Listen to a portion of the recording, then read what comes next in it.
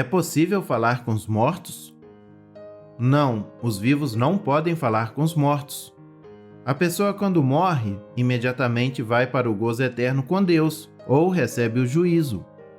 Os mortos não ficam vagando pelo mundo, de forma invisível, observando o que os vivos estão fazendo. Os mortos não podem nos ouvir e nem falar conosco. Além de ser impossível falar com os mortos, porque eles simplesmente não podem nos ouvir e falar, tentar falar com eles, que é a prática da necromancia, é proibido pela Bíblia. Nem encantador, nem quem consulte a um espírito adivinhador, nem mágico, nem quem consulte os mortos, pois todo aquele que faz tal coisa é abominação ao Senhor. A Bíblia tem uma história intrigante de tentativa de consulta aos mortos. Saul desobedeceu a Deus e procurou uma mulher que invocava espíritos. Existe um debate no campo teológico sobre esse suposto diálogo entre Saul e o fantasma de Samuel. Existem 3 linhas de interpretação desse texto. A primeira é que a feiticeira enganou Saul, era apenas uma encenação.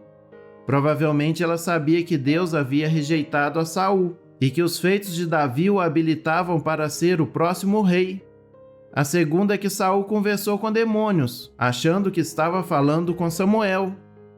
E a terceira é que foi o próprio Samuel que falou, porque o texto dá margem para entender que o escritor acreditava que era o próprio Samuel que estava falando. Na minha opinião, a primeira linha de interpretação parece fazer mais sentido, e a terceira é completamente falsa.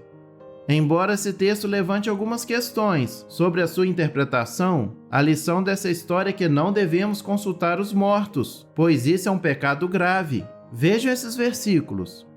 Saul morreu porque foi infiel ao Senhor, não guardou a palavra do Senhor e chegou a consultar uma médium em busca de orientação, em vez de consultar o Senhor. Por isso o Senhor o entregou à morte e deu o reino a Davi, filho de Jessé. Não devemos consultar os mortos. Eles não podem nos ouvir e não podem falar. Ao tentar falar com os mortos, você estará desobedecendo a Deus. Fazendo isso, você será enganado por um charlatão ou ouvirá a voz de demônios mentindo para você. Em vez de falar com os mortos, fale com o Senhor em oração e entregue o seu caminho ao Deus vivo.